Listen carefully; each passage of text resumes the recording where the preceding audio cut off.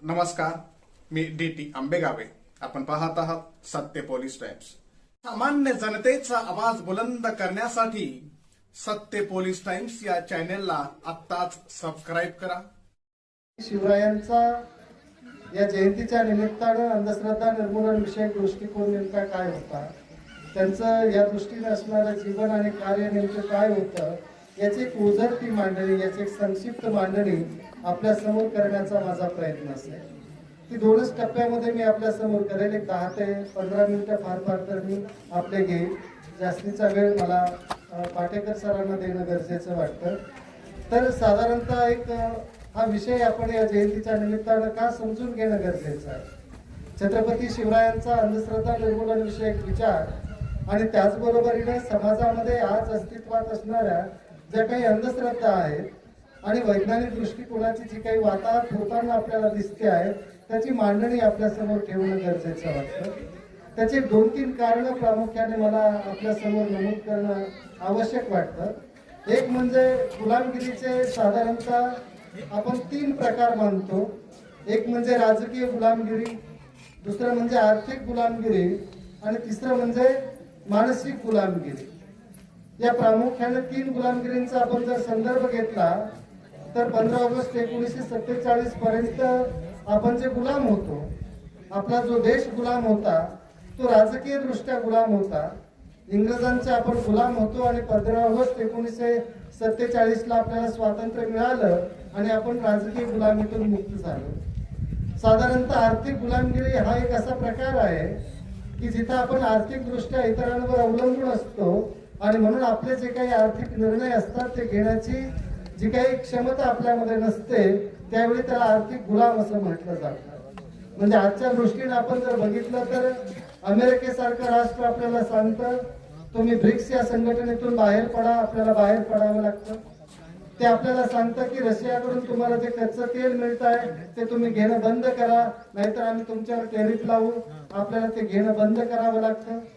ते आपल्याला सांगतं की इराणमध्ये तुम्ही जो काही बंदर बनवता आहात ते बंदर बंद करा आणि आपल्याला ते बंद करावं लागतं. याचा अर्थ आर्थिक दृष्ट्या आपण सक्षम नाही आहोत किंवा आर्थिक दृष्ट्या आपण कुठेतरी गुलामीच्या दिशेने जातो आहोत का, याचा विचार आपल्याला करता येऊ शकतो.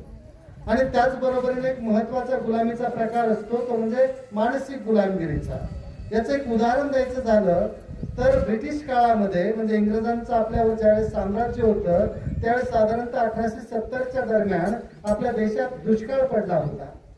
लोक अक्षरशः झाडाला टेकून आपला जीव गमवत होते, झाडाची साल काढून कुठेतरी आपला जीव वाचवण्याचा प्रयत्न करत होते. परंतु त्याच वेळी आपली जी पाळीव गुरं आहेत त्यांना मात्र ते खाणं पसंत करत नव्हते. हे सर्व निरीक्षण जे आहे हे निरीक्षण ब्रिटिश अधिकारी नोंदवून ठेवत होता आणि एका ब्रिटिश अधिकाऱ्यानं असं नोंदवून ठेवलं की मरणाला एवढा धीरोधंतपणे सामोरा जाणारा हा भारतीय माणूस आपल्या विरोधात बंड का करत नाही. म्हणजे माणसाला माहित आहे की आपण काही दिवसात मरणार आहोत, तरी सुद्धा तो आपल्या पाळीव प्राण्यांना खात नाही आहे, तरी सुद्धा तो काही असं वेगळं कृत्य करत नाही आहे. याचं कारण काय आहे आणि त्याचं कारण त्यानं असं नमूद केलं की या लोकांना, या भारतीय लोकांना माहीतच नाही आहे आपण गुलाम आहोत म्हणून. म्हणजे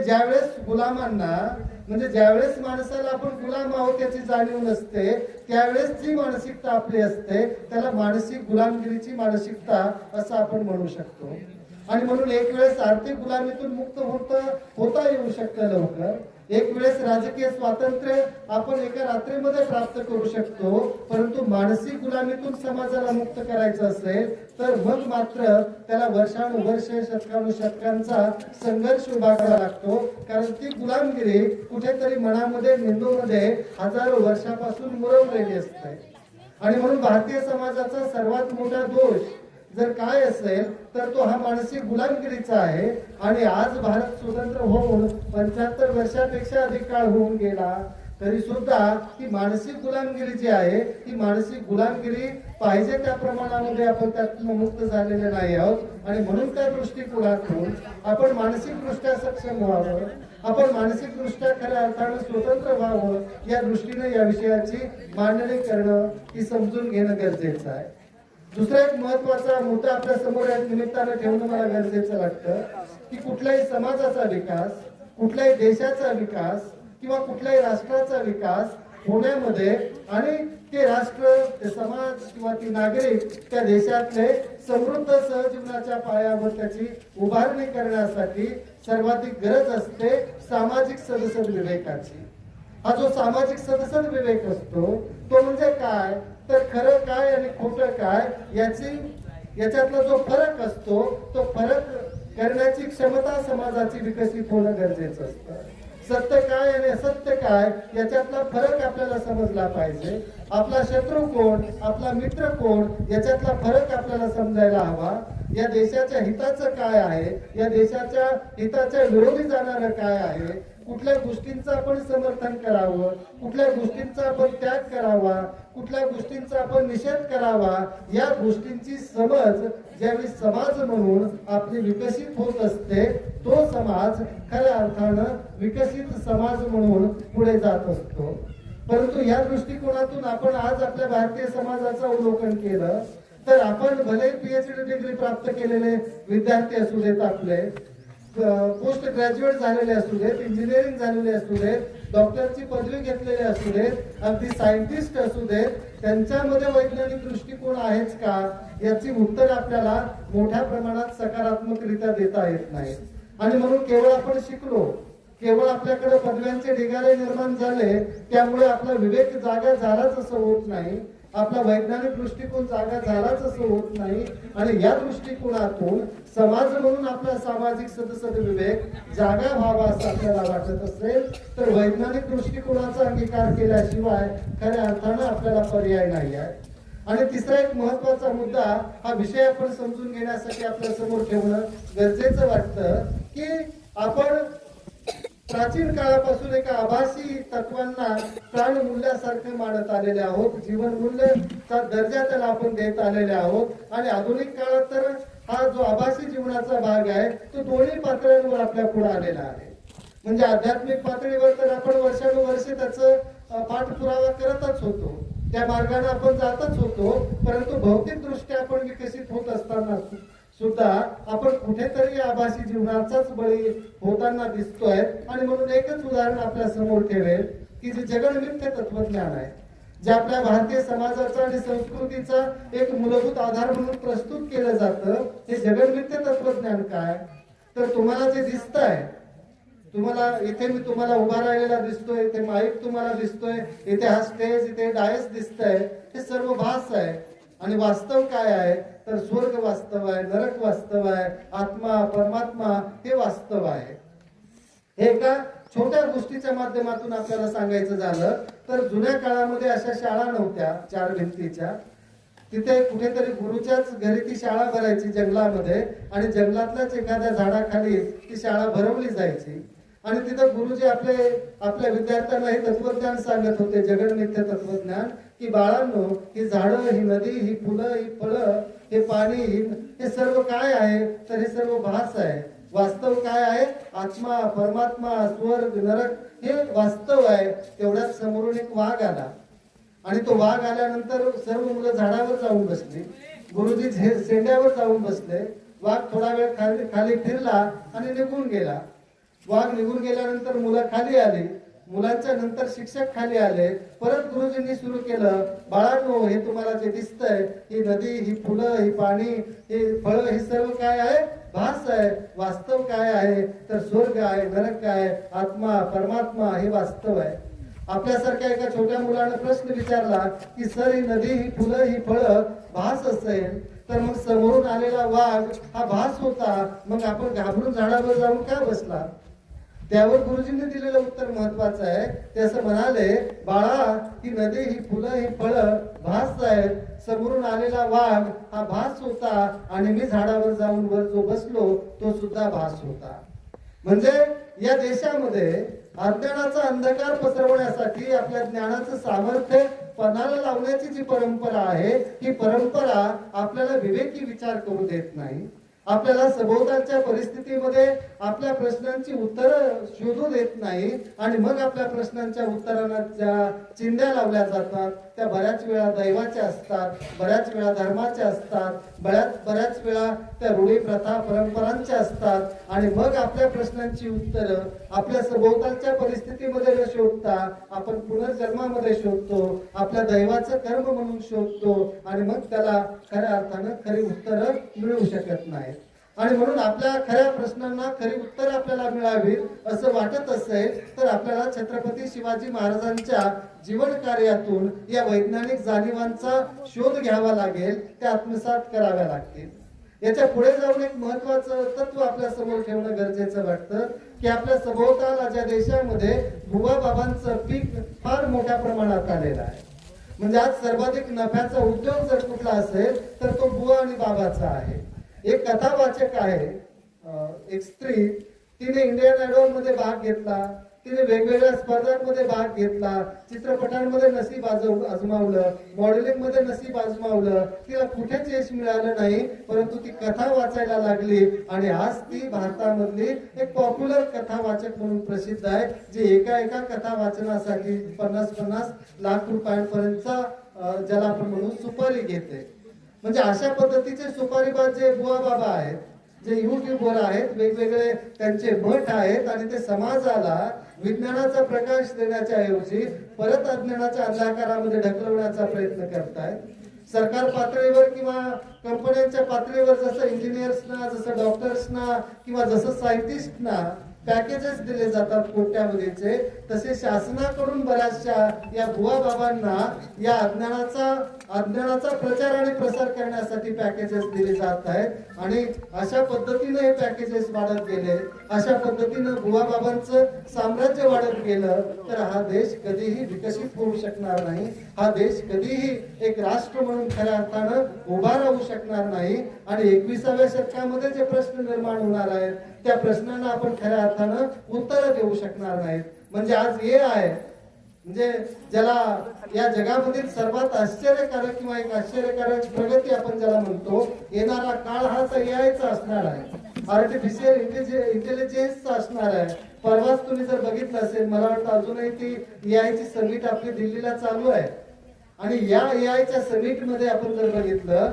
तर चायनाचे काही मॉडेल्स आपण चोरून आणले आणि ते आपले मेड इन इंडियाचे म्हणून प्रस्तुत केले. कुत्र्याचं जे मॉडेल होतं AI मध्ये बनवलेलं ते वास्तवात चायनाचं होतं, परंतु भारतातल्या एका युनिव्हर्सिटीने ते आम्हीच डेव्हलप केलं असं सांगितलेलं आहे. अशी चोरी करून आपल्याला येणाऱ्या स्पर्धेमध्ये उभं राहता येणार नाही आहे आणि म्हणून तंत्रज्ञानाच्या या युगामध्ये आपला देश पुढे जावा असं आपल्याला वाटत असेल तर ज्या अज्ञानाच्या अंधकारामध्ये सुद्धा छत्रपती शिवरायांनी एक तंत्रज्ञानाला प्राधान्य दिलं, वैज्ञानिक दृष्टिकोनाला प्राधान्य दिलं, विज्ञानाच्या आधारावर आपल्या समाजाच्या प्रश्नांच्या सोडवणुकीला प्राधान्य दिलं, त्यांच्या विचारांना आपण समजून घेणं गरजेचं आहे.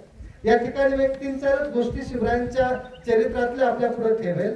एक म्हणजे त्यांनी ज्या अंधश्रद्धा आहेत, ज्या भूतबाधा आहेत, जे कर्मकांड आहेत, जे मांत्रिकतेचे जे काही प्रचार आणि प्रसाराचे त्या काळातले जे काही तंत्र होते, त्या काळातले त्यांचे जे काही उच्चार होते, याला नकार देण्याचं काम जर प्रथमतः मध्ययुगामध्ये कुणी केलं असेल तर ते छत्रपती शिवरायांनी केलेलं आहे.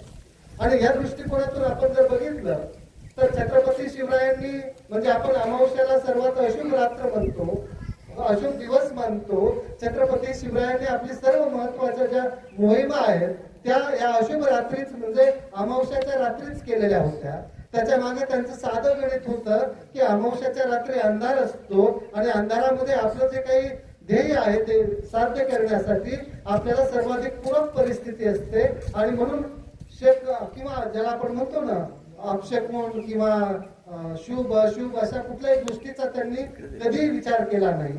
त्यांनी आपल्या गडावर कधीही आपला विजय मोहीम व्हावी किंवा आपल्याला लढाईमध्ये पराक्रमाला आपल्याला विजय मिळावा म्हणून त्यांनी कधी यज्ञ घातले नाहीत, कधी कुठल्या मांत्रिकाची पूजा केली नाही. आपल्या मनगटाच्या बळावर आपल्या तलवारीच्या जोरावरच त्यांनी युद्धाची किंवा लढाईची तयारी ठेवली. मांत्रिकाच्या जीवावर त्यांनी कधी कुठलं युद्ध लढलं नाही. आपल्या समाजामध्ये, आपल्या राज्यामध्ये, आपल्या स्वराज्यामध्ये सुख शांती निर्माण व्हावी, समृद्धी निर्माण व्हावी याच्यासाठी कधी त्यांनी कुठली पूजा मांडली नाही. त्यांचा एवढा एक दृष्टिकोन होता. त्याचबरोबरीने त्यांनी समाजाला देव दैव याच्या दहशतीमधून मुक्त केलं. ही दहशत कशी होती म्हणजे पुण्याची त्यांची जी जहागीर होती, पुण्याचं त्यांचं जे राज्य होतं, तिथे तिथल्या जो ग्रामस्थ ब्राह्मण होता, त्या ग्रामस्थ ब्राह्मणाने गाढवाचा नांगर फिरवलेला होता आणि गाढवाचा नांगर ज्या जमिनीवर फिरतो तिथे जर शेती जर कोणी केली तर त्याचा वंश बुडतो अशी एक दहशत होती.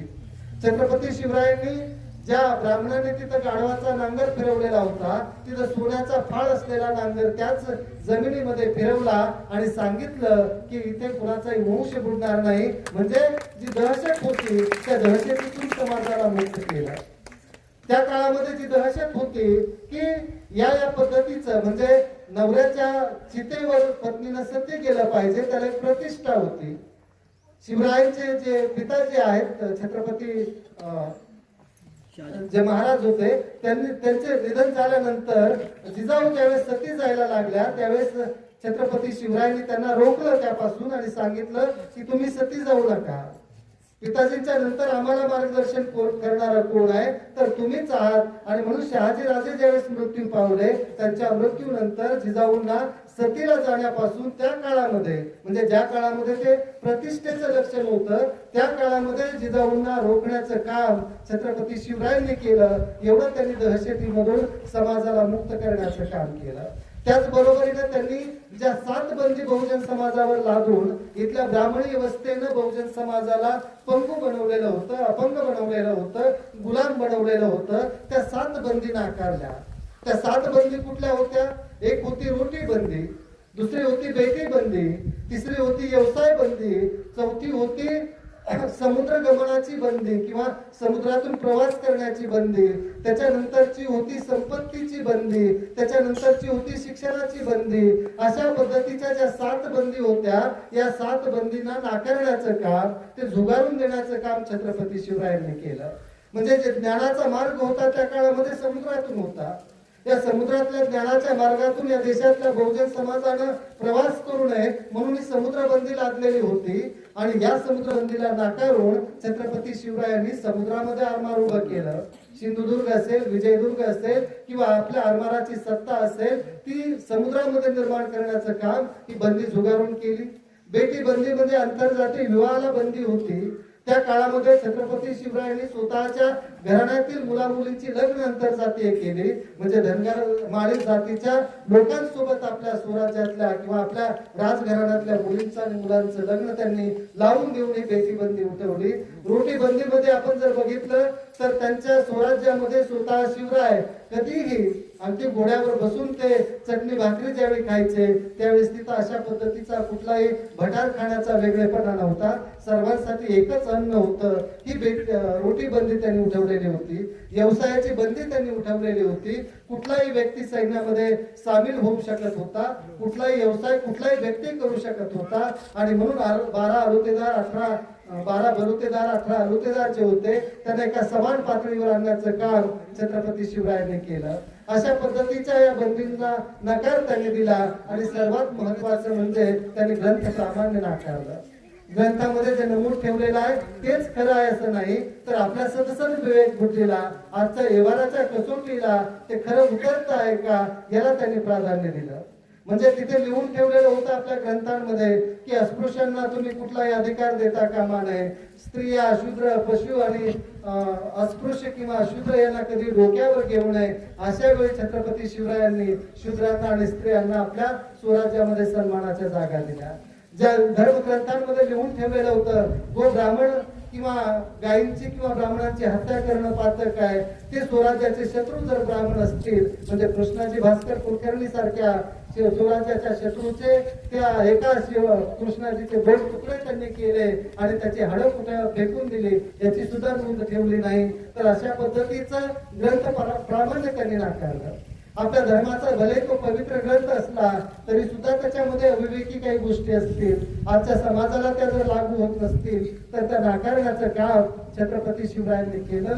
आणि म्हणून या दृष्टिकोनातून छत्रपती शिवाजी महाराजांचा हा जो वैज्ञानिक दृष्टिकोन आहे, छत्रपती शिवाजी महाराजांची ही विवेकाची जी चळवळ आहे, हा त्यांचा विवेकाचा जो वसा आहे, अगदी प्रबोधनकार ठाकरे म्हणजे बाळासाहेब ठाकरेंचे वडील प्रबोधन ठाकरे यांनी एका वाक्यामध्ये असं सांगितलं होतं की बाबांनो 33 कोटी देव तुमच्या एका बाजूला आणि माझा राजा छत्रपती शिवाजी महाराज हा एका बाजूला, याच्यामध्ये मला फरक करण्याची किंवा याच्यातला एक निवडण्याची जर वेळ आली तर मी छत्रपती शिवाजी महाराजांना निवडेल आणि 33 कोटी देवांना बाजूला ठेवेल.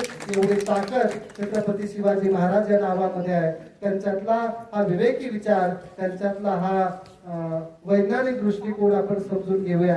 शेवटी एक छोट्या कवितेतून त्यांचा विचार आपल्या समोर ठेवताना एवढंच म्हणेल, आपण आजही ज्यावेळी अंधारात जातो त्यावेळेस घाबरतो, कारण आपल्याला लहानपणापासून सांगितलेलं असतं अंधारात भूत असतात. नितीन चंदनशिवे नावाच्या एका दंगलकाराने कविता लिहिलेली आहे. त्याच्यात ते म्हणतात की मी अंधारात जाऊ लागताच उजेड पाय आपटून आपटून रडू लागला. मी अंधारात जाऊ लागताच उजेड पाय आपटून आपटून रडू लागला. मी म्हटलं अरे काय झालं? तो म्हणाला अंधारात नकोस ना जाऊ, अंधारात भूत असतात. मी म्हणालो, तो म्हणाला अंधारात नकोस ना जाऊ, अंधारात भूत असतात. मी त्याचं बोट धरलं, अंधारात घुसलो, मला तिथं भूत नाही दिसली, मला तिथं माणसं दिसली आणि मी त्यांच्या हातामध्ये मला भेटलेला शिवरायांच्या विवेकाचा उजेड ठेवला. तसतशी त्यांच्या डोक्यातली अंधश्रद्धेची, द्वेषाची भूत पटापटा मरू लागली आणि अशा पद्धतीनं आपण छत्रपती शिवरायांचा हा विवेकाचा उजेड सर्वदूर पसरविण्यासाठी कटिबद्ध होऊया, एवढीच अपेक्षा या निमित्तानं ठेवतो. आपण मला ऐकलं त्याबद्दल परत एकदा मनस्वी धन्यवाद देतो. धन्यवाद. जय हिंद, जय शिवराय. सामान्य जनतेचा बुलंद आवाज, सत्य पोलीस टाइम्स.